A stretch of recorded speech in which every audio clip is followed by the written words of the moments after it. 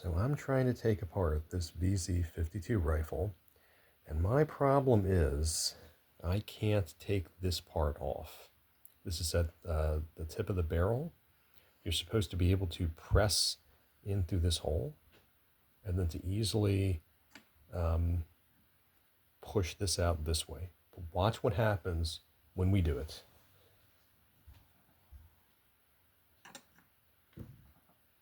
And you feel it compress.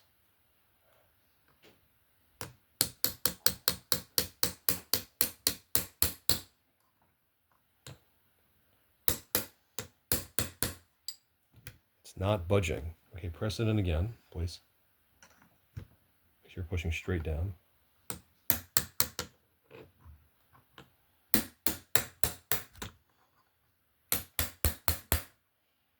It's not coming out. So what am I doing wrong? What could be wrong with it?